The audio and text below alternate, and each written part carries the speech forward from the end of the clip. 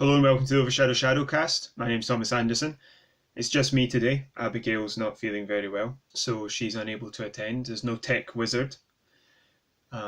Hopefully this should sound a bit better than previous solo ShadowCasts.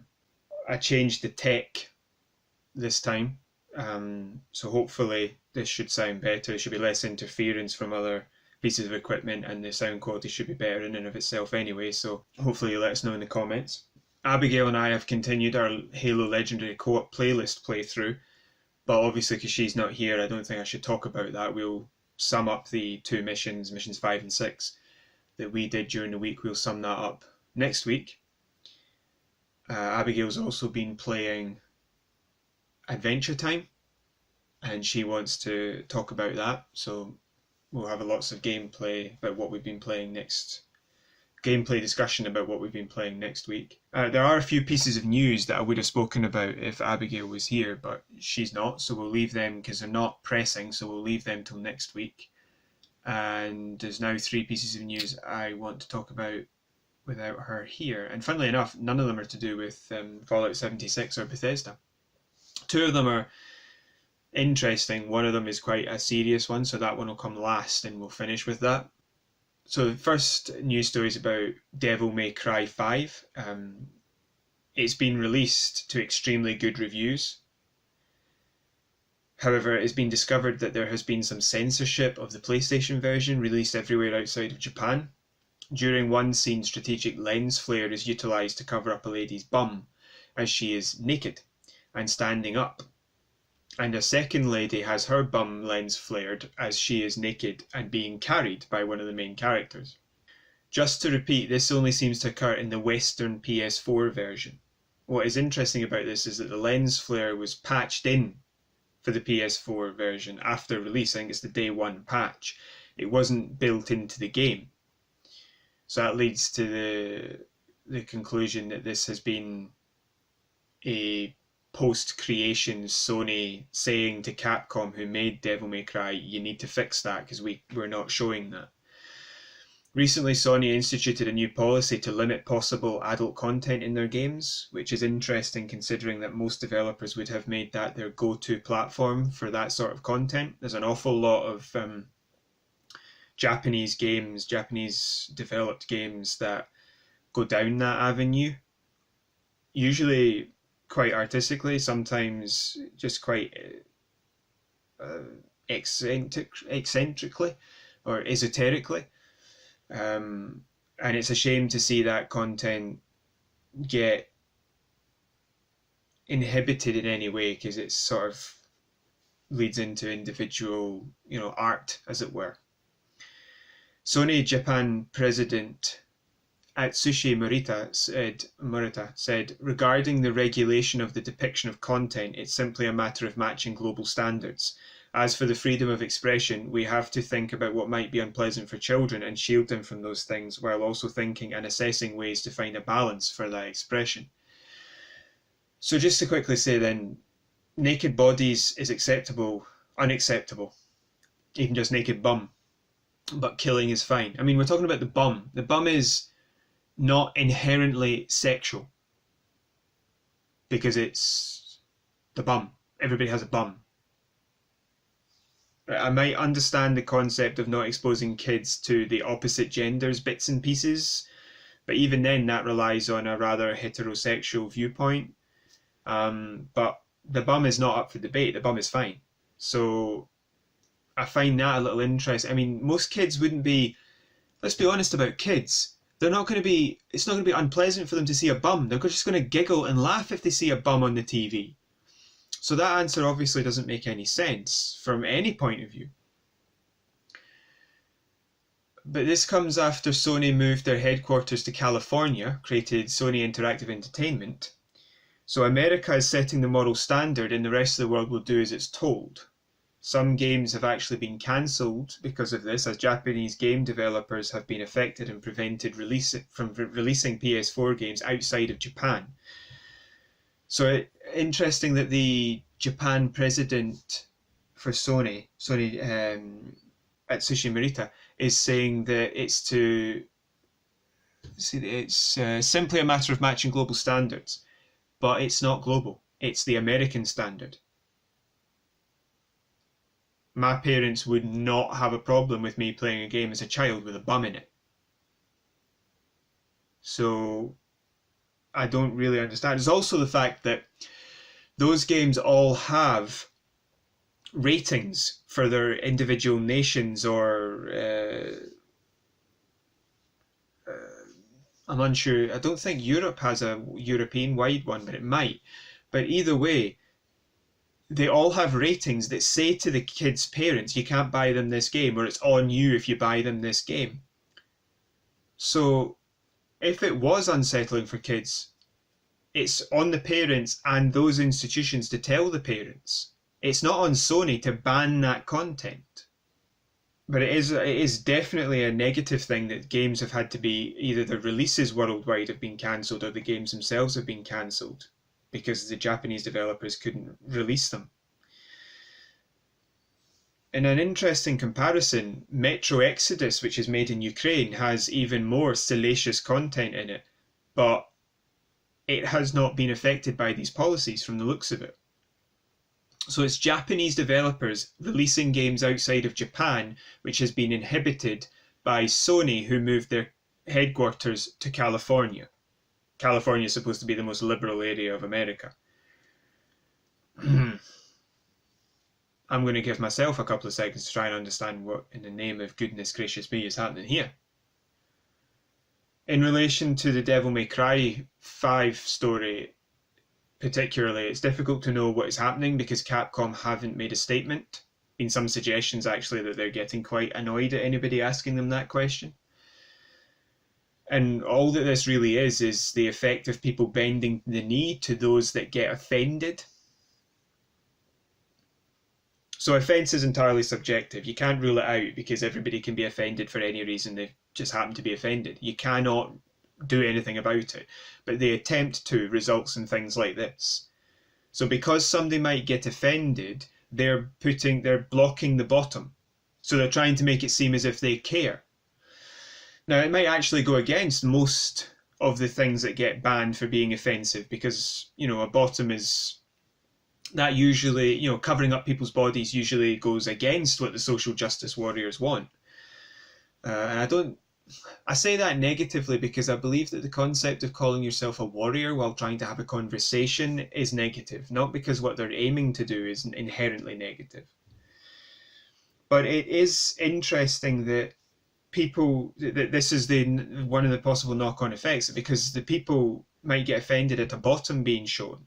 That means it gets banned because we've set up a track record of banning something that might be offensive. The issue is when it comes to games is that doesn't really work for the game developer. All they do is ostracize the people who buy their games. Because, look at everyone's Battlefield for Battlefield 5. It did not do well because it told everybody that didn't agree with its philosophy to go away. I think one person put it as, there is not an untapped mass out there of consumers who will buy your product once you make it less offensive. All you'll do is ostracize the people who were already going to buy your content. Because a bottom is not offensive to people who play games. And this story, it reeks of, I don't know if everybody remembers this, the Mass Effect 1 release, where it was utterly ridiculous that there was a sex scene in that game. One of the sex scenes for Mass Effect was actually just a hand doing the Titanic scene, where it hits the steamed up glass and then goes down. The other one was it was actually a bit more like the Dragon Age Origins sex scene, which came out a couple of years later, where it's really just two people rolling about on a bed and you can see their head and maybe a bit of an outline of a bottom and some legs, but you don't see anything happening. And you see an awful lot worse in other things like Game of Thrones, and these scenes usually appear in games which are designed for teenage to adult, not for like 5-year-olds. So this stuff's already covered, but it seems very similar to that. One of the most fascinating parts of this to me is that this has clearly been caused by people who are fighting for to get offensive things out. But they themselves, most of those people wouldn't consider a bottom in a game to be offensive. So this seems to have come round and hit them in the face, where finally something that they would consider the removal of to be offensive has happened as a result, a direct result of them having other things they find offensive removed. And I think that is really the best way to talk about this, is that about offence, is that it's totally subjective, because they've been fighting to have the things they find offensive removed, because apparently freedom of speech and individuality go out the window if somebody gets offended. But now, because they've armed the game companies with that excuse, the content they want is being removed because it's offensive to the other side. In essence, you cannot have anything because somebody will find it offensive. Okay, so we'll move on to another story which is also about Sony, and it relates to Take-Two. Now, there was a rumour floating around, a very, very small rumour, didn't float very far, that Sony is looking into the purchasing of Take-Two. At the same time that this rumour first got reported on, or roughly about that time, the share price for both companies rose. However, the Take-Two boost may be a result of the recent announcement of Borderlands 3. The person, I think, who reported it, or who mentioned it before it blew up and became a news story, is saying that he reported it just out of normal operating procedure, because it was a little conversation he'd been part of. But it wasn't a big deal, and he couldn't understand why the news had become such a big deal. And I think that really demonstrates just how unlikely this is at the moment, or at least how little is known about it at the moment, if it does come to pass. It's not something anybody should take too seriously at the moment. But we will discuss its potential ramifications. This would be a massive acquisition for Sony and a huge hit to Microsoft, especially when you consider the fact that Microsoft have very much been struggling with their Xbox exclusives and the lack of. As I said, this is just being reported as simple chatter, but it is interesting. So what would this look like, and what would happen? Well, most likely they would purchase Take-Two, which includes things like Grand Theft Auto and Red Dead and Borderlands, and those games would become exclusives. That's why it would be such a big hit to Microsoft, because Microsoft don't have many exclusives. They have to run on the concept that they've got enough games that are for both platforms. Maybe also why they're pushing down the Game Pass route. Is it likely to happen? That's a more interesting question. I don't think it would be likely to happen too soon, but it is possible. I think we'd have heard more about it, because those are two really large companies. I think you'd have to have press announcements and share announcements. Some sort of general annual meeting would have to be held, or something like that. I think we'd have heard more chatter about it. What would it look like once it happened, if it did, beyond the exclusives that would happen for Sony, is that Microsoft would have to respond. And because of some stories that came out last year, I think it was, the hints would be that Microsoft would try and buy EA.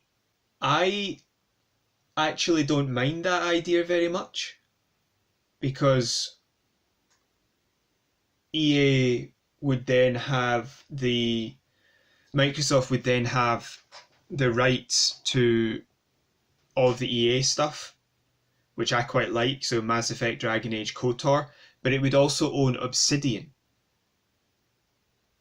And so therefore Obsidian could make a KOTOR 3, because they did a very good job working with BioWare, I suppose. You'd have the both of them working on it, because they did a very good job for KOTOR 2.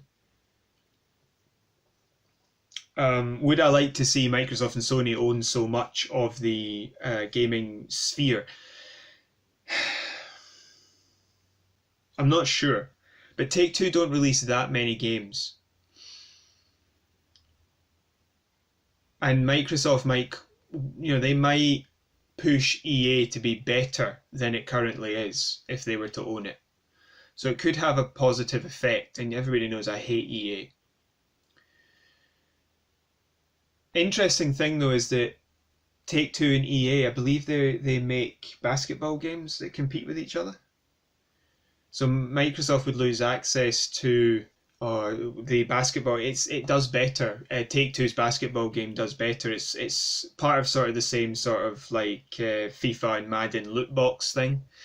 So Microsoft would be hit hard by that. Sony would do very well. In return for if Microsoft bought EA though, Microsoft would then have access to FIFA and Madden and the other basketball game, I think, so that Sony wouldn't. Then Sony might be interested in signing up the rights to PES. In other words, what would happen, I think, possibly, is a restart to the console war, which kind of has gone away recently. But if Sony did do that, it was such a big acquisition, considering that GTA 5 is the biggest selling piece of entertainment in the world, with 100 million copies sold as of up till now, let's say that. If it didn't start the console wars again, it would take us closer. Because Take-Two, massive, if not a lot in the games, there's still massive losses for Xbox. And I think when it comes to Grand Theft Auto Online, that's been an Xbox PC thing, really, not as much Sony. I think Sony has themselves admitted that. In the case of Microsoft purchasing EA, another massive company, I mean, that rumour's a bit older, but they might do it in response to Sony buying Take-Two, and it would take us, if the console war didn't restart, it would take us to a console cold war. And it might cause a buying spree between Nintendo, Sony, Microsoft and Sony, and possibly Nintendo when it comes to buying up certain developers. So it's something to keep an eye on, but I don't think it's quite likely at the moment, because it would be a big outlay for both Sony and Microsoft to do that. Right, now this last story that we have, and I think you'll understand once I start it why this will be the last story to talk about. It's been quite a short podcast today, but I think you'll understand why. The last story is a lot more serious.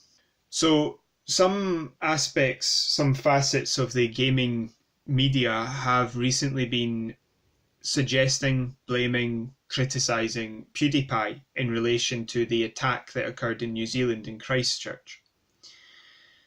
During the attack on the two mosques, an attack that the attacker streamed, he is reported to have said, "Subscribe to PewDiePie." Now, some are suggesting that he is therefore partly responsible for this attack, PewDiePie, or that he is in some way to blame or can be held accountable, or he has done something that has promoted it. He has not, and he is not. Subscribe to PewDiePie is a viral meme at the moment as a result of the T-Series v PewDiePie subscriber race. And many people, including famous people, have had fun using this phrase. In fact, some of the people criticising him may have done so as well. It's most likely that the attacker was simply having fun, which is a little disgusting, while attempting to get as much attention as possible by using such a well-known phrase. The phrase has been used by PewDiePie, just to try and counter this narrative a little, has been used by PewDiePie to help raise funds for lots of charities. Unfortunately now, because of the actions of the attacker, who will go unnamed for this story piece, the phrase will be covered in blood. On a personal note, I find the accusations or the attestations towards PewDiePie to be unfounded and utterly disgusting. Lots of people have lost their lives.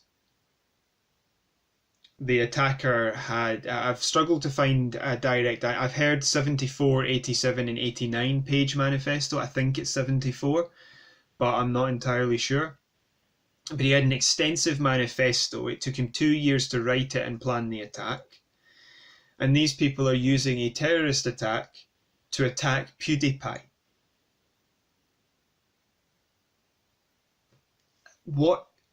To do that, what has to be wrong with you?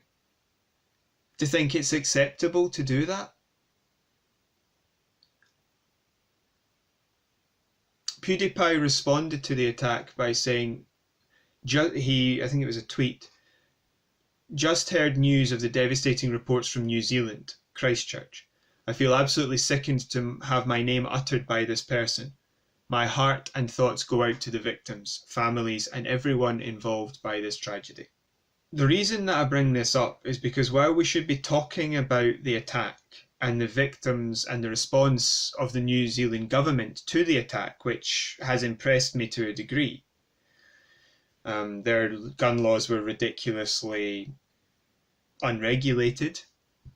They've now decided to regulate them, and they join a whole host of countries, including Australia and the United Kingdom, where the guns after major attacks have been banned. In Scotland, it was the case of the Dunblane attack in 1996, and then we just banned them. There are other countries that should be taking this lesson to heart when something happens, or maybe they can if something happens like this to them, or maybe they can react preemptively to prevent a tragedy. In other words, we should be looking at the New Zealand government's actions and saying, yes, well done. That's the right decision to take. Maybe the rest of us can learn from that if we haven't already. We should be talking about the victims and how we can help these people and how we can prevent this happening again. Instead, I'm having to talk to you about this because this is gaming. This shouldn't really come up. This is a gaming podcast. This shouldn't come into the gaming sphere at all. Even if he did mention PewDiePie's name, it shouldn't really come up. But instead, we're debating how much some people hate PewDiePie. Instead, we're telling you how much they're telling him that he's to blame for people being killed. I'm a little reticent to make the points I've got written down here. I will, but I'm a little reluctant to do it, because I don't want to do that same thing myself of using this tragedy to attack people I disagree with. But I guess if we don't stop them doing silly things like this, if there is another attack, they'll keep making the mistake of blaming people who aren't to blame. So I guess I don't really have a choice. Or at least the choice is obvious to me. And these points are, if you and everybody who agrees with you is constantly sending messages to PewDiePie that he's to blame for so many people being killed and that it's his fault and that he should be ashamed of himself, is that not technically online bullying? He hasn't done this himself, and he hasn't called for anyone to do it, to the best of my knowledge. He, from what I can tell, didn't know the individual, was not involved in the planning, and I believe his name was never once mentioned in the manifesto. So how can you link him to it like this? That seems to be online bullying to me. A second point is, I thought that we were supposed to separate Muslims from Islamic fundamentalism, and we are, quite rightly so. They're not the same. There's a link, like Christianity and the Crusades, but modern day Christians aren't crusaders. At least mostly. But apparently we're not to separate PewDiePie from white supremacy. Or in this case, it might have been Christian supremacy. I chose the phrase white supremacy because I couldn't quite narrow down the religion of the shooter. And white supremacy seemed to be a theme of some of the things he was accused of. And anti-Semitism didn't really seem to... He's been accused of that in the past, and that doesn't really seem to fit the story of Christchurch. That's why I chose the phrase white supremacy for that point. But how is PewDiePie in any way responsible for the manic actions of someone who's clearly either very angry or very unwell, simply because that person knows who he is? If Christian mass murderers are not the fault of Christianity, if they are not demonstrative of Christianity, and Islamic mass murderers are not the fault of Islam and Muslims in general, and they're not demonstrative of Muslims in general or Islam in general, why is one guy who knew PewDiePie's name and a phrase that's gone worldwide, why is PewDiePie responsible for him? Why is PewDiePie the cause of him? Why is he demonstrative of PewDiePie? It's very, very selective, hypocritical, really, the response he's got. And a lot of people who have had the courage, and I congratulate them all for having that courage, to step in on these forums and say, how is this PewDiePie's fault? Even just questioning it has seen certain forums ban those people for, I think it's 2-week bans they were all hit with, because they denied the effect of race speech, of race hate speech. I am, you can see I'm struggling for words a bit here, but I don't see how forcing people who disagree with you to be silent helps in the slightest. Because the only way to convince them they're wrong is to talk to them. And you can't do that if you told them to be quiet. Also, it demonstrates a complete lack of conviction and intelligence, because they can't combat a simple question of how is this his fault.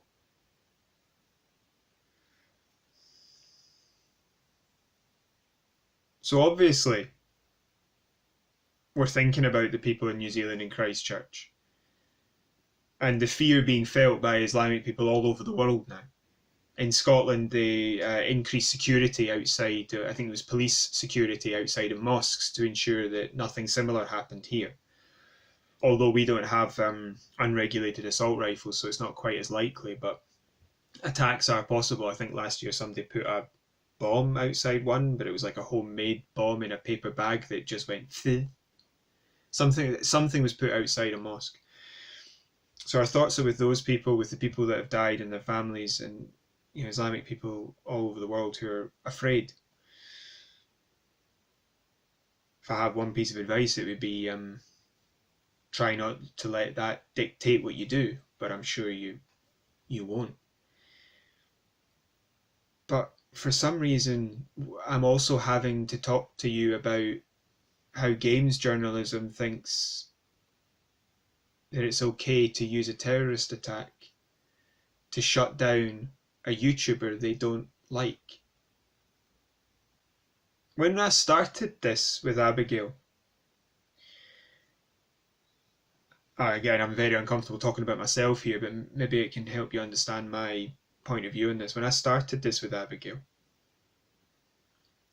we said that a big part of it was that we felt that the Scottish outlook, viewpoint, was entirely missing from gaming journalism, because even if it's UK based, it's England, London based. It's very rarely up here.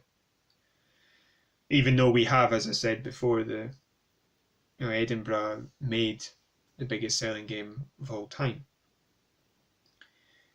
And I think this is a really good example where the gaming media is acting in a way that just, I cannot possibly know.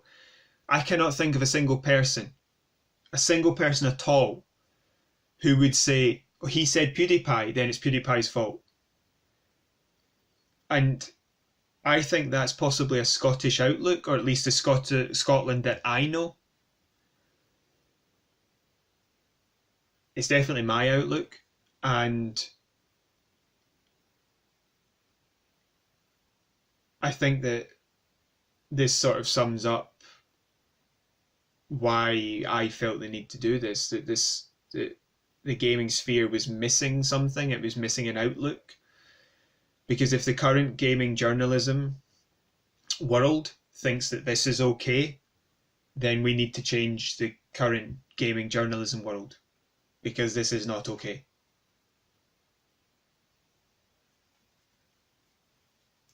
If you get to the point where you're blaming a guy with a camera over a guy with a gun for shooting, for people being shot, you've really either got to have a very good point or you've lost your mind.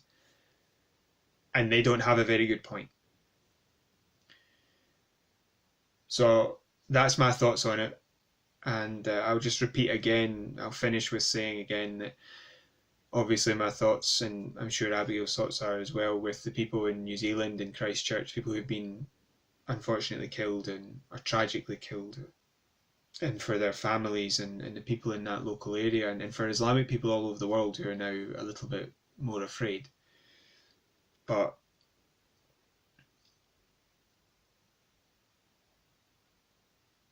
it might not feel like it, but when something like this happens, the whole world hurts, and the whole world is lessened for the loss of those people. I was reading about one woman who moved there with her new husband to finish her postgraduate degree so she could earn some money and move back to India with him and start a family. He now has to find a way, I think he's crowdfunding or raising money to repatriate his wife's body back to India.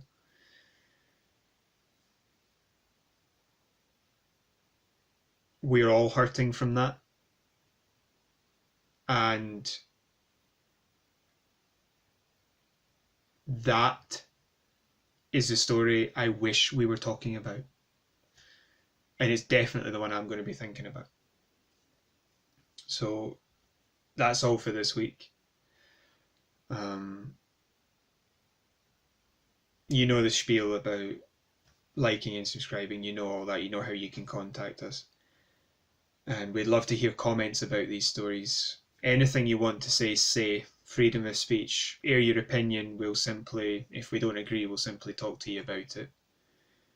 And we hope you can join us next week when Abigail returns. Some of these stories may come up again with her. She may wish to speak about them too. And